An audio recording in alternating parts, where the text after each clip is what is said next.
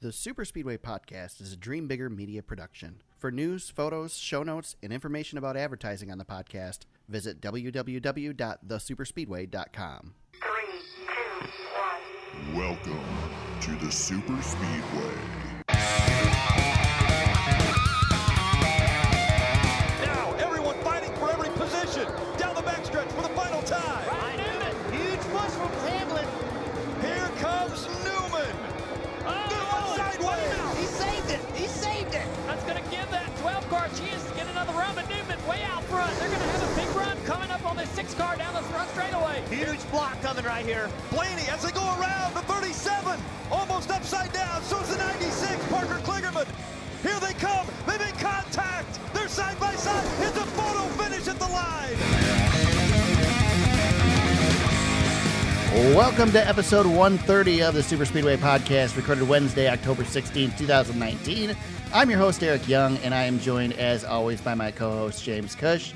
James, you know, Rick Allen gets a lot of crap for some of his calls, but I'd say he got that one pretty darn good this weekend. Dang, you stole my thunder. I was going there. I was going to say your boy called it. Perfect. Yeah, it was a good finish. It was an excellent call to finish. Burton and Junior jumped in at just the right points, but Rick Allen had the call. He didn't use any of his silly cliches that he uses, and there you have it. So Nailed it. Great job by Rick Allen.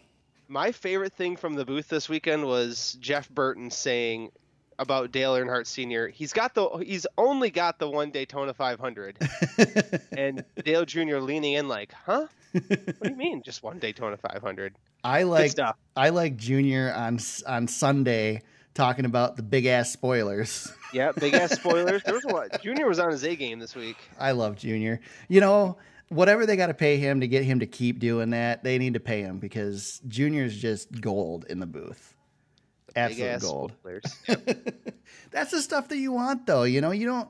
You know, Fox has tried so long to take the ties or loosen the ties and like be goofy and whatever, but Junior's like genuine with it. You know, genuinely goofy. Yeah, he's not. Love it. He just doesn't. You know, he does care, but you know, he's you and I watching the race, and you know, okay, we're on a tangent to start the show, which is what we always do, especially anymore, but. Listening to Junior on his podcast, talk about things like how he cares about the paint schemes and he wants his numbers pointing a certain direction on his cars. And, you know, his one of his stipulations to go drive for Hendrick was that they needed to paint the side skirts on the car because it makes the car look lower to the ground. That type of stuff. I love that stuff because those are the details. When he drove the pace car, he said he waited to the last second so he'd dive onto pit road because it looks cooler when the pace car turns off at the last second. That's the crap I pay attention to, and I love that about Junior. The little details, baby. Yeah, exactly. It's that stuff that's important, and that that's the important stuff to him, and that's why I think he does a good job in the booth. He's like all of us. Like I said, Fox has their characters, and NBC's got Junior, and I'm sorry, NBC wins all day long with Junior. So yep, doing good. He's been doing great. All right, we had the 1,000 bulbs 500 this weekend from Talladega Super Speedway. James, you want to get your joke out of the way? No, I already used it up.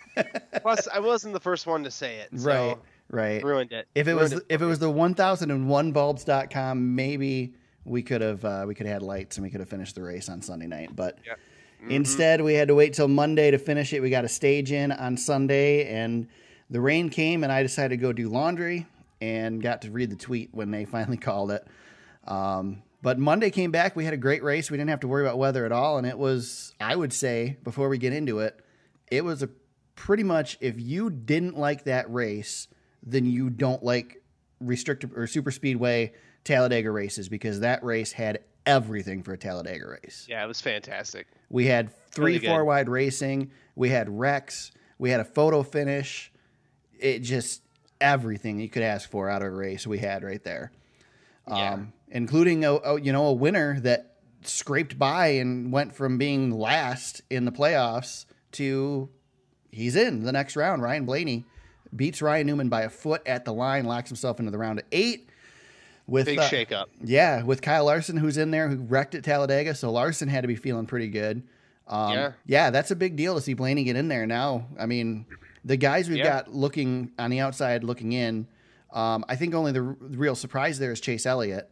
You got Alex Bowman, Clint Boyer, and William Byron. We'll talk more about the points here shortly, or we can mix it in with this or whatever. But Chase has got to do something to get up there. But I mean, we've got Logano right on the edge too. Yeah, and Logano earned a ton of points during the race, but he got all wrecked up and still finished 11th. But yeah, it's a shakeup. Talladega, this round is a mess, and always has been a mess, and even more so after that wreck fest on Monday.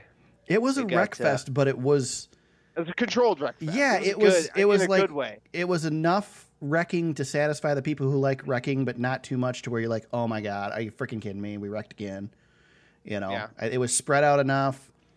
It's always exciting when somebody goes up on their lid too. Yeah, which happens every so often. Technically, he didn't. Well, yeah, he was on the lid and then didn't land on the lid. Yeah, kind of like a cat. I mean, he kind of did the Clint Boyer flip where the tires touch the ground both times and nothing else does in between. But, ridiculous. Yeah. So we talked about the rain delay. We got stages 2 and 3 on Monday. We mentioned Brendan Gaughan did the flip. Again, playoff drivers, man, Byron, Boyer, Elliott, Bowman, Logano, Keselowski, all in wrecks. Oh, yeah, it was a mess. It was, I mean, really, at Talladega, especially a race like this, it's usually easier to tell the people who didn't wreck because... Yeah, just find the survivors. Yeah. Shoot, Chase Elliott was in it at the end. You know, if he wouldn't, he made one wrong move and went backwards, but he could have ran for the win. Yep. And he was hit hard in his crash. So, yeah. I can't believe some of the ways that these cars finished. Ryan Preece's car looked like it was from the junkyard, and he finished the race. Do you think these guys still put the effort in to massaging these things before the race to make them dynamic as they used to, or is it like? Have to, but because I remember back in the day that like you didn't put stickers on your cars, you painted decals on your cars at restrictor plate tracks because it was better for the aero, and now they rip freaking fenders off of them, and they're still great. They still run in the pack, and they still race for the win. Figuring out a way to run. I know. I mean, is that because Logano? Is that because of the error, or is that because there's just so many wrecked cars that you can still keep up with other wrecked cars? Well, there's so much carnage that I mean the guys who won or who were up front at the end weren't wrecked like that. I mean, there was damaged cars up there, but Blaney and Newman, they had clean noses. And that's the thing. That's the thing to note too, is you can get to second with a damaged car, but can you lead a pack with a damaged car? No, you can't do it. Right. Can't be done. But Blaney, he dodged a couple of bullets during the day. And I guess he dodged one in the trial too because he was slipping and sliding. Yep. And he was one of the lucky. I guess he was the lucky one. He was able to survive. It was a battle of attrition there towards the end. I couldn't believe when Newman's out front. It's like, are you kidding me? Ryan Newman's going to win this race. Yep. And then Blaney comes back. You know, it's documented a million times, but that decision to move that start-finish line at Talladega past the tri-oval has created the greatest finishes. And, we had a car almost go over. We had another one hit really hard head-on, but there was nobody coming behind either of those cars, and NASCAR made the right decision to not throw the caution and let that race finish out. Yep. So I think that was a good decision. However, the weekend wasn't without controversy. Let's talk about some of that controversy, James. It started off early with the manufacturer alliance talk all weekend long. Chevy even went so far as to have a meeting after the first stage during the rain delay, like pretty much out in the open, to continue to work on their plan to stay together, which worked out really good because they were all conveniently in the same spot when they wrecked. So took out all the Chevy cars. But Ford, as we know, has worked together. Toyota teams were like being all high and mighty. Denny Hamlin going around saying, we don't have any team orders, we're open for business, when wasn't Toyota the one that started this crap? Yeah, they were. It's like, so you can act all high and mighty, guys, but just because you meet behind closed doors and you started it. So here's the thing. They don't have the numbers. Sorry, Toyota doesn't have the numbers to compete. Exactly. They don't have the pack of cars that the other manufacturers do. So rather than ask your opinion, I'm just going to say that I absolutely hate this manufacturers alliance thing. I'm guessing you probably feel the same. Oh my God, it's the worst. But is there anything you could do? I mean, you can't stop it, right? We don't want NASCAR to sit here and police this. Well, it's probably been going on for a long time, but now it's just more in the open than we've ever seen, you know? Right. I mean, NASCAR, we'll talk about some other things they police this weekend. I really don't want NASCAR saying, nope, you guys can't do that. We're going to penalize you, because it's a judgment call. Yeah. But I hate it. This is terrible for the sport. Absolutely terrible. This is the type of stuff that NASCAR's never been about. And I saw a tweet today or a post on Reddit or something. And, I'm not usually one to follow these things, but I kind of agree with this one. It was along the lines of Dale Earnhardt would never let something like this happen. Right. And, I think they're right. Earnhart would have Tony said... Stewart wouldn't. Yeah. Guys like that, yeah. Yeah, they'd have said, screw your alliance. Yeah. I know. I don't understand why these and I understand the manufacturers wield a ton of power now. Yeah. But more than if I'm ever. A driver, God, how many times, back in the day would Earnhardt or, Stewart's a great example because the drafting package had changed so much so differently. Stewart would run with anybody. He didn't care. If One Day Junior was really fast, or if Kurt Busch was really fast, he'd always hook up with those guys. It didn't matter if they were Dodge, Ford, Chevy, whatever. It doesn't matter. But yeah, this whole sticking together thing is ridiculous. I don't know. I don't think drivers should be punished by their manufacturer or scolded for not sticking with their guys. You go out there and you win the damn race. You do it for your team. Exactly. One thing I will say is it didn't hurt this race. We definitely had... Not in this case, no. Yeah, we had guys sticking together, but they still got split apart. We still had, the wrecks. We still had... they pitted together, but big deal. Who cares? We've done that for a while. So it didn't affect anything, but it could have. I've noticed the qualifying thing too, Eric, where these cars are so dang close that if a William Byron is on the pole, guess who's going to be right next to him? Right. His teammates. Yep. It is so close with all this stuff now. I honestly don't care. I honestly have not paid attention to qualifying except when I've been at the track to cover it. No. That's it. Yeah. I don't even watch. I don't care. I don't even look at who's starting on the pole. I don't care. Yeah, I know it doesn't matter. I just find it interesting that these teams are they're so stuck together. Right. Yeah, I agree. It never used to be that way, but now they're qualifying in bunches. They're right next to each other. Right. And just in case NASCAR didn't hear me there, I'm guessing I'm not the only one like this. Yeah, I don't watch qualifying. Last time I watched qualifying, when I actually sat down and watched qualifying, was when they were doing the group qualifying, and it was ridiculous. But it was something to watch. So anyway, You got time for qualifying. little tangent. I still say let's just line them up by freaking points, draw from a hat, or race. But the qualifying's pointless. So we had the Manufacturers Alliance, and then we had the yellow line rule, which reared its ugly head again this weekend. First of all, the Truck Series race on Saturday, Johnny Sauter has his win taken away because he forced somebody below the yellow line, which NASCAR has always said they're going to penalize for, and I think has maybe issued one penalty ever, and it wasn't for a race win. Yeah, they gave Tony Stewart a win for doing the same thing. Yep, exactly. Yeah, they never call it consistent. So then in, NASCAR's consistency that we're so used to on Monday, Ryan Blaney goes below the yellow line because he was forced by Ryan Newman. Neither driver penalized. I'm not saying that Ryan Blaney should have been penalized for going below the yellow line, but somebody should have been. Yeah, if you're going to be consistent about it. Yep. So penalize Newman, put him in the back. But then you wouldn't have had your 1 foot finish. And so you can't talk about that and promote the crap out of that.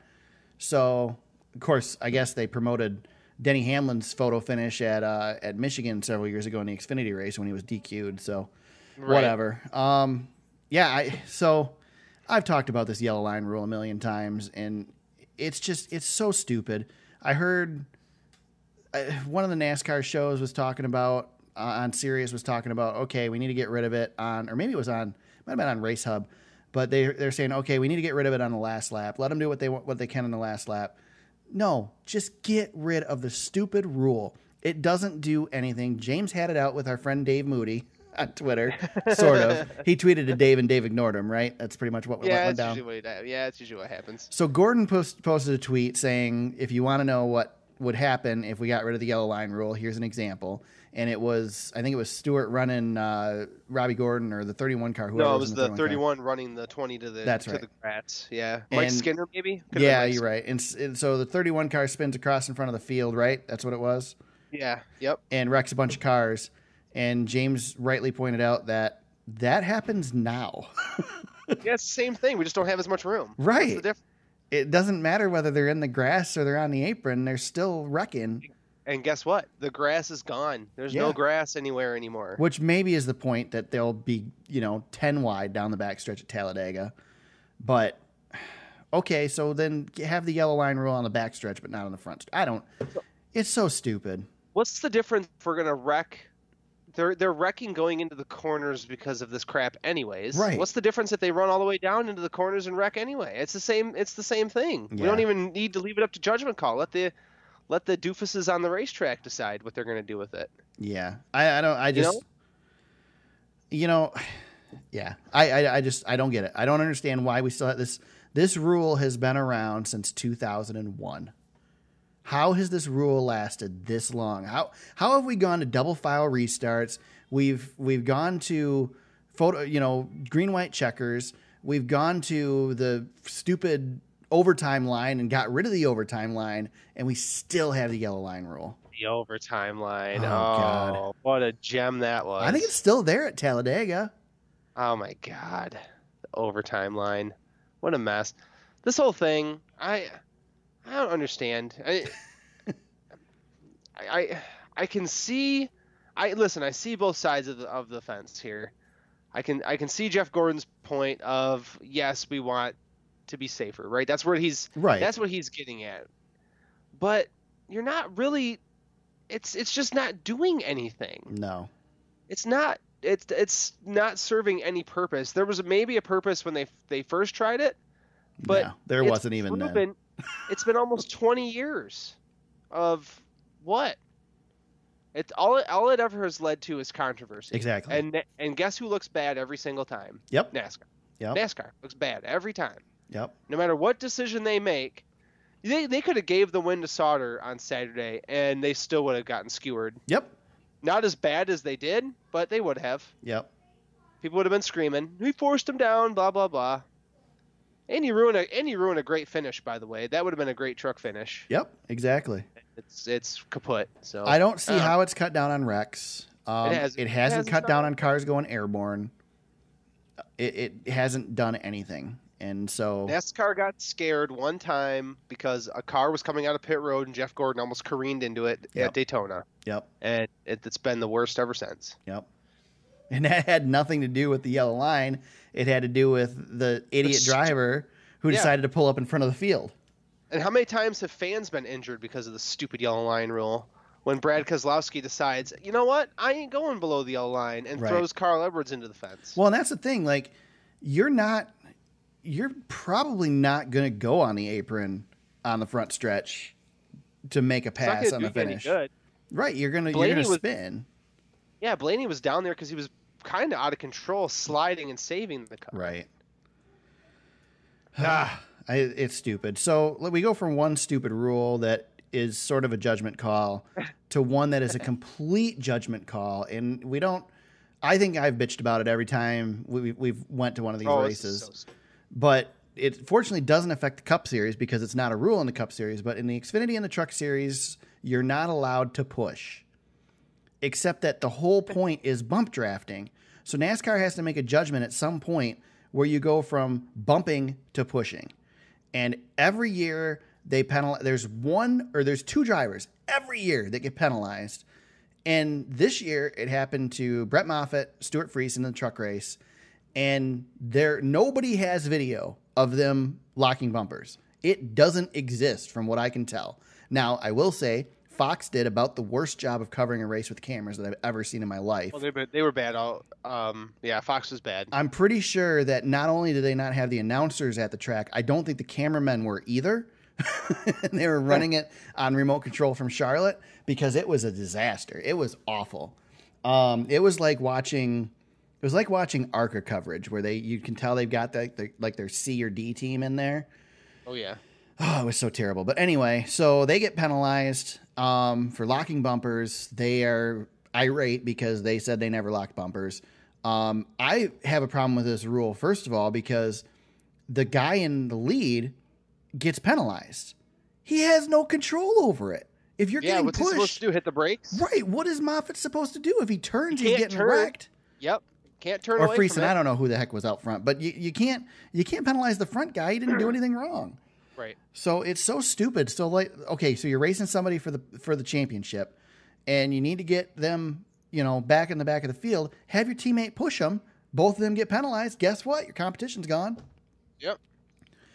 And then we saw a little bit of the tandem comebacks on Monday with the Cup Series. Fortunately, only the Fords can do it because they're the only ones with a flat bumper. Kurt Busch proved that with one of the big wrecks. Clint Boyer is a pushing monster, Yeah. by the way. He was out there shoving around, man. He was. He It was. looked like 2011 again. Yeah. And Joey Logano, man, a guy that can work the two lines so well. He is so good at it. I mean, Him and Brad are just Pied Pipers. And they really can work it. let's give some credit to Ricky Stenhouse Jr. too. He comes home with a 9th place finish, but he was up front a lot of the day. Led 19 laps, but he was good at track, man. He's good. Yeah, he is good. You don't win 2. Right. That's not a fluke. He was definitely a car to beat. Just got caught up too in one of the messes. But he was aggressive, but especially when you're looking for a ride, you're going to be aggressive. Of course, he's not looking anymore. I think he was looking at that point. He was probably already. Yeah, I'm pretty sure that everything was done. That just the ink wasn't dry yet. We'll talk about that here shortly. Yeah. So let's look at playoffs. We already hit on the guys out. Alex Bowman's 18 points out. Chase Elliott's 22 out. Clint Boyer 24 out. William Byron 27 out. Joey those guys, man. Yeah, Joey Logano is only 18 in. Brad Keselowski's 20 in. Aside from that, I'd say the top 6 are pretty safe. Everybody. The only thing you got to worry about is one of those guys winning Exactly. and knocking you out. And that's the problem. I think that's the case, period. I think any of those 4 guys, they have to win this weekend. Or you have to win the first 2 stages and then, have those points built up to where you can have a good finish. But what do you think, James? Are they going to stay the way they are? Problem. This is it. This is our 8, I think. I'd be hard pressed to see. I know Bowman can win. I know Chase Elliott can win. Those are the only 2. That's too much of a gap. Yeah. It's too much of a gap to make up. I mean, they can do it in the stages, but it's Joey and Brad aren't going to be that far back if they are behind these guys at all. Right. What do you do if you're Hendrick Motorsports here? Like, all 3 of your guys are right there. I don't know. What a disaster for Chase Elliott this round has been. Just an absolute disaster for him. Yeah. The round that he dominated last year, 1 year ago, dominated it. He's having a Kyle Larson season. I mean, really. Yeah. Can't get out of his own way on and some of it's not his fault. Like, Dover wasn't his fault. Right. Yeah, but that was Larson too last year. Larson, most of it wasn't his fault. It just crap kept happening. A couple years ago, Larson couldn't get out of his own way too. Yep. Yeah. This is bad for Hendrick Motorsports though. Wow, what a disaster. Yeah, definitely. They're going to lose the rest of their team, and there's going to be one Chevrolet left. Yeah. And it's not a Hendrick Chevy. And if you look at the points, if you remove the win in your in for Larson and Blaney, they are in points right now. They'd be 8th and 9th respectively, Larson and Blaney. Interesting. And Blaney would be 10 points ahead of Kurt Busch, if Kurt Busch was still in it. I'm looking at the non-playoff standings right now, so just kind of giving you where they rank compared to the rest of their contemporaries. Chase Elliott would be 7th. That's the difference in these wins. These 2 wins knock Chase Elliott right out of the contention. Yeah, crazy. So, yeah. All right. Anything else to talk about with Talladega? Maybe some shout-outs for some guys who had some good runs. Yeah, let's do that. We haven't done that in a while. No, and this is one of those races to do it. There's a lot of guys up front. Yeah. McDowell, Austin Dillon, and Corey LaJoie, 5th, 6th, and 7th. That's nice. Yeah. That's a nice day for those guys. David Reagan was running really well, too. Yeah, that's what he does at Talladega, man. Yep. Maybe his last Talladega. Yeah. He's retiring. Yep. Who else is up I'm here? trying to think of who had some good runs going. Chastain was doing decent on the day. He finished 12th. Yeah, De Benedetto was really good. He got caught up in the Brendan Gaughan flip. Yep. Let me see. Anybody else? Yeah, I don't know. That might be it. Matt Tifft was 13th. Landon Castle 14th. Shoot, Parker Kligerman 15th. Yeah. That's With a his nice- front end all smashed in. Yeah, that's a nice little contingent for those three teams. Yeah. Matt Crafton came in, super sub. Yep. Got Paul Menard a 16th place finish. So yeah, there you go. Yeah, which device did I not mute that's now dinging? You got something dinging? Yeah, I didn't hear something anything. just dinged. I don't know what device it is. I have everything muted. Anyway. You're an important Go ahead. guy. I was just gonna say you're an important guy. Yeah, I guess so. People trying to get a hold of you. Right. Okay. I think that pretty much we can leave Talladega in the rearview mirror. I don't want to because I thought it was excellent. So, Yeah, it's a bummer. yep. Let's see. We got some news to talk about this week. A little silly season stuff. Pretty much all of it silly season. Yeah, pretty much. Yeah, we could have changed the news to silly season. That's Yep. what we got. Let's start out with Stenhouse. Stenhouse is going to go to JTG Doherty, Yep, multi-year we got deal. a trade, Yep. basically. Swiping rides with Chris Buescher. I saw something today. People asking I think they were asking Bob if they thought they'd switch before the end of the season. He said no, he doesn't think so. I think the only one here, in my opinion, I was thinking about this deal. The only one out of this that's downgrading is Stenhouse. No, I was going to ask you this because I don't think so. I See- was going to say who's getting the better seat here. See, I think 'Cause Stenhouse. I think it's closer than you think. I think Stenhouse is going to a worse situation, but I think Chris Buescher going to Roush is better for Chris. I think Roush getting Chris is better for Chris.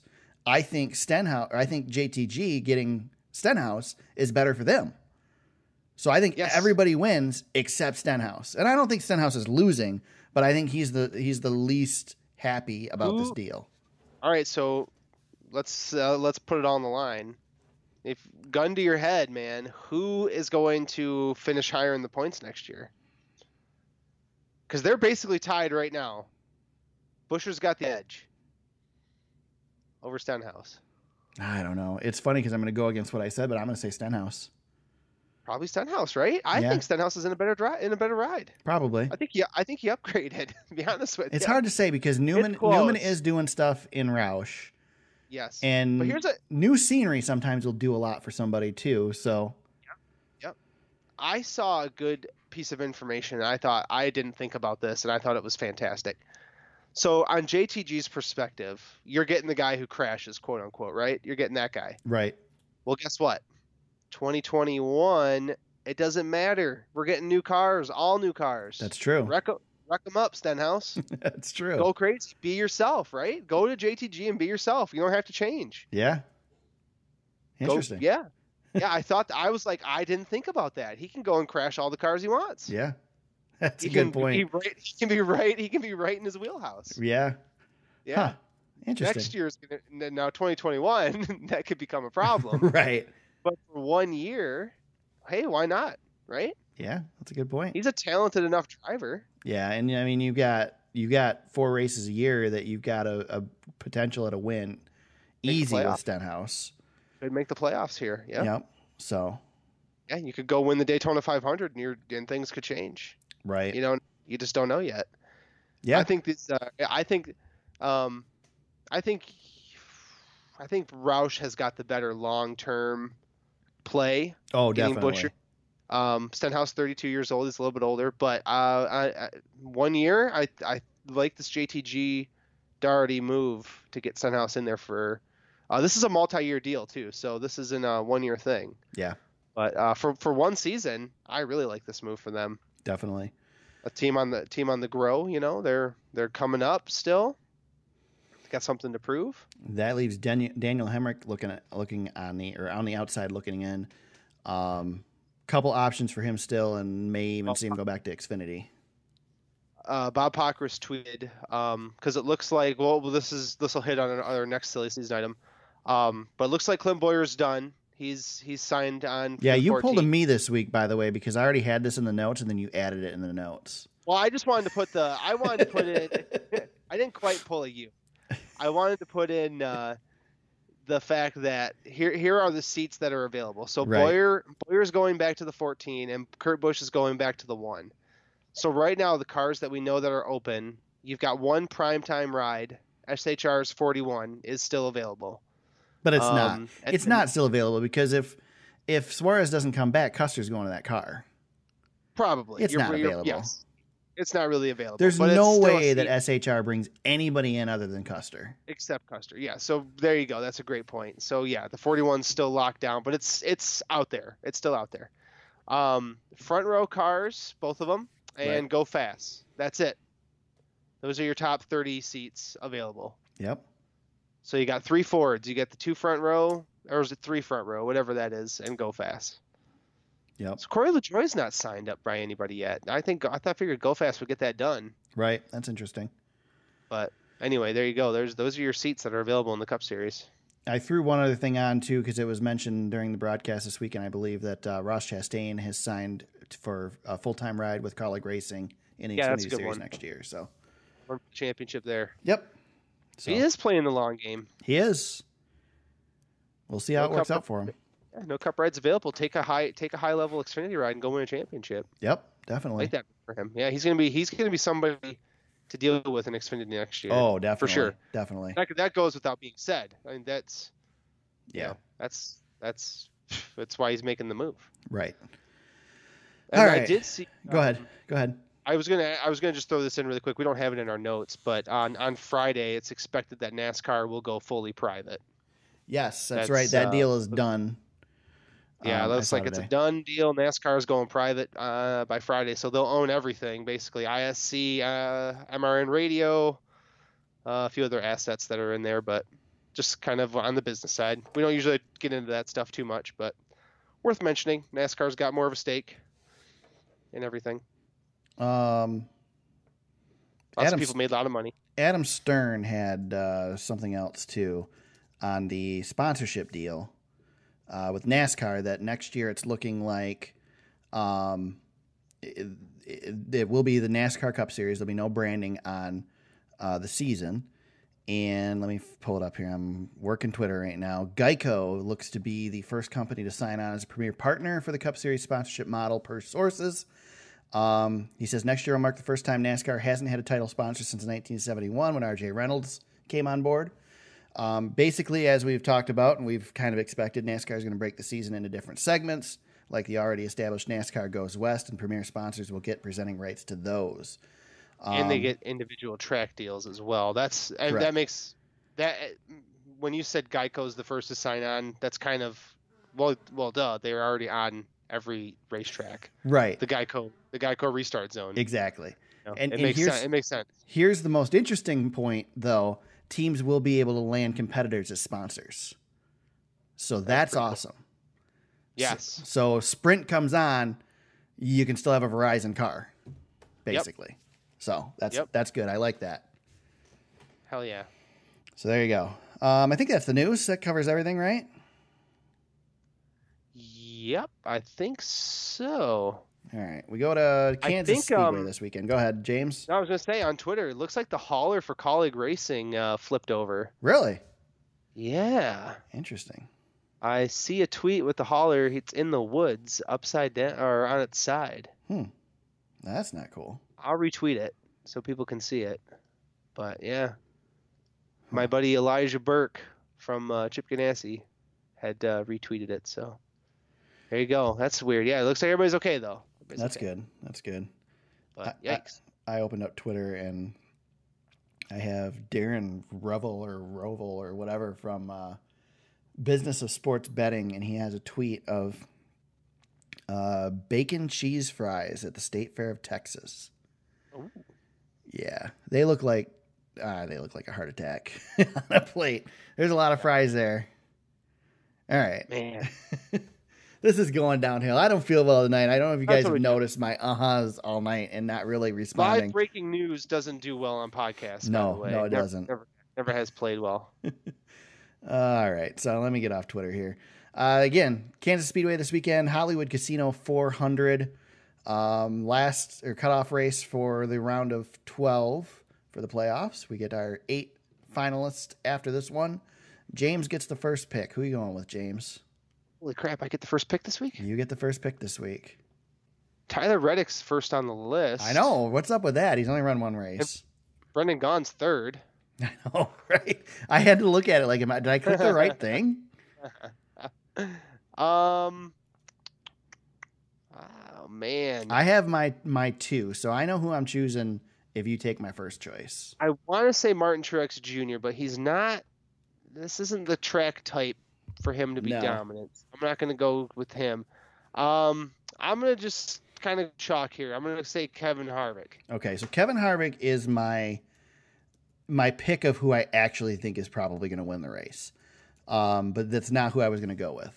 So I'm going Chase Elliott to get the win and really shake up the playoffs and get in. Penske guys out of there. I was going to pick, if you were to take Elliott, which I knew you weren't going to, but if you were to take Elliott, I was going to go with Bowman because Bowman's going to run well here too. And he's going to be a problem. They have nothing to lose. They've got to win.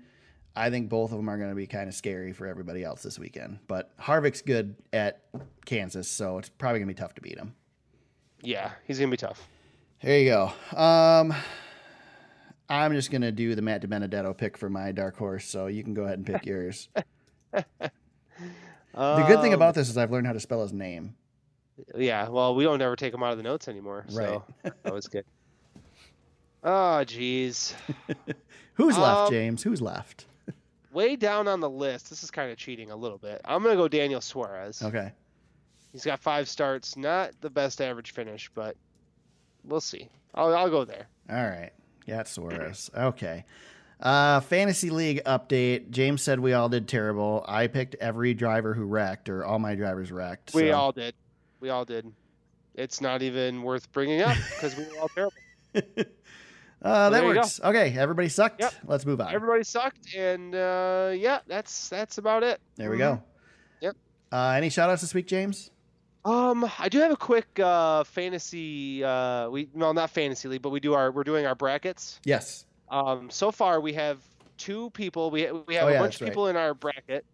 But only 2 people have picked 2 drivers or who have only picked 1 driver that's advanced so far. I am the only one who got Larson to the round of 8, and our buddy Todd picked Blaney to get to the round of 8, so he gets the Hail Mary there. Everybody else is still up for grabs. Nice. It's about as good as our fantasy league is doing is how the bracket pool is going right now. Right. So, yeah. There's consistency for us there. Nice. Ridiculous. All right. Any shout outs? We're terrible at this stuff. I did see him. I mentioned him just a minute ago, but Elijah Burke, he had an awesome video from he did an RV with his buddies at Talladega. It just looks like the most fun time anybody's ever had. Uh-huh. And he's at Elijah Whosoever on Twitter, if you want to see. Everybody knows who he is at this point. But he did a video of course, my favorite, Eric Church, Talladega. But it just looked like the most fun anybody's ever had, and I'm kind of jealous because it looks like a blast to take an RV to Talladega and have that kind of party. So I had a buddy at Talladega this weekend, but they were not able to stay till Monday, but they got their tickets through StubHub, and I guess StubHub refunded their money, so that's cool. Oh, that's cool. So yeah. They got to watch some racing and then come home. Yep, basically.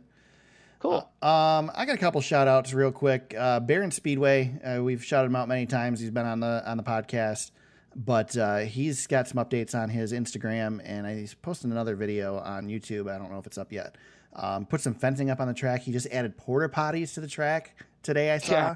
A little detail. Yeah. Just the stuff he's doing is awesome, as always. So check that out. And one other shout out, since we used to be real big Jeff Gluck fans on the podcast. I just wanted to note that if you stopped listening to Gluck, stopped paying attention to Gluck because he was on The Athletic, his podcast The Teardown is now on iTunes. You do not have to be an Athletic subscriber to listen. So that's news for me. Yep. So it's the same podcast. Well, it's sort of the same podcast. It's him and Jordan Bianchi each week. Usually one or the other one is at the track. Right so now. There you go. I'm so glad they did that. I did not know they did that. Yeah, it's been a couple weeks. I meant to mention it a while back. This week was the first one I listened to since he's been back, though. He kind of threw a teaser out there, and it says the tagline on there is "Untitled No More" or whatever. And so, yeah, Gluck's back on there, so that's cool. It's good for his non-subscribers. You guys can still get a taste of Jeff Gluck during the week without having to subscribe to The Athletic. But hey, subscribe to The Athletic. They're doing good stuff, so check that out too. They are doing some really good stuff. And with that, we go to Kansas Speedway this weekend. James, if people want to tweet at you and send you nasty messages or whatever during the week, how do they do that? At James Cush on Twitter. I welcome it. Bring it on. If you want to debate with James about the yellow line rule or anything like that, if you want to talk up Paul Menard or Dave Moody with him, he'll gladly do that. He's a big fan of both of those. And bring it like on NFL Sundays too, like the Detroit Lions. If you want to come at me, I don't really have much fight left anymore, but I can still ratchet it up once in a while. James was actually dissing the Lions to me this week, which was kind of cool. Oh, they're terrible. And they're awful. They're the only team I root for anymore, and I still hate them. So here's the thing, and okay, tangent again, and I'm ready to end this podcast because I don't feel good, but I'm going to go on this tangent. I put it on my Facebook this week. Yes, I'm with you Lions fans. The NFL officials suck. The problem is the NFL officials suck for every team in the NFL. The reason the Lions are losing is because they suck too. That's why. Yep. Has nothing to do with the officials. Don't leave the points on the field. Score the points. You don't have to worry about crappy calls. That's right. Put the ball in the damn end zone. I didn't even watch the game, but it was so much fun to read my Facebook feed on Tuesday morning. So much fun. I don't know where. I'm going to say our because this is they're my people. Lions fans are my people. But our sense of entitlement lately, it's like the University of Michigan. I don't understand. Yeah. That's going to really rattle some people. That's where you can really, if you really want to get going, let's go University of Michigan people. Bring it. Yeah. At James Cush on Twitter. I have absolutely nothing against University of Michigan, but I can't stand Jim Harbaugh. So, yes, there you go. Thank you. All right, I don't think I gave mine. I'm at TSuperspeedway on Twitter. I don't pay as much attention to Twitter, so you can tweet me all you want. I'll probably see the notification like 4 or 5 days later and get back to you. I'm trying to be on it much, but it's I just don't have time for all this social media, man. Too much. It's too much. You can find us on Facebook, which I am on a lot, facebook.com/thesuperspeedwayfunny. The social media I hate the most is the one that I spend the most time on, but whatever. You were on a roll. Was it Monday or Tuesday? Had to be Tuesday. I was riling people up. It was Tuesday because the Lions thing was one of the things. Yeah, you were posting like a madman on there. I was like, uh-oh. Yeah. Eric's fired up today. I like to stir the pot every once in a while. Facebook.com/thesuperspeedway. You can find the podcast at thesuperspeedway.com. You can find show notes, links to the articles we've discussed, some past coverage of races, et cetera, et cetera. Thesuperspeedway.com. You can find the podcast on Apple Music, Google Play, and SoundCloud, wherever you subscribe today. Wherever you listen today, we hope you subscribe and continue to listen. And if you want to become a part of the show, help us out, get us to the track, buy us some new equipment, pay for my Apple hobby. No, I'm just kidding. I won't use the money for that. But become a patron at patreon.com/thesuperspeedway. We really don't expect you guys to do that, but some people do, and that's awesome. We appreciate it. So we want to give you the opportunity if you want to do that. Did I miss anything, James? I'm stumbling all over myself. I'm about ready to crash. No, go. I've been sick for a few weeks. Now you're sick. Go get some rest. Yeah, I'm going to do that. With that, we will talk about Kansas next week and figure out who our final 8 are in the playoffs. Until then, everybody, let's go racing.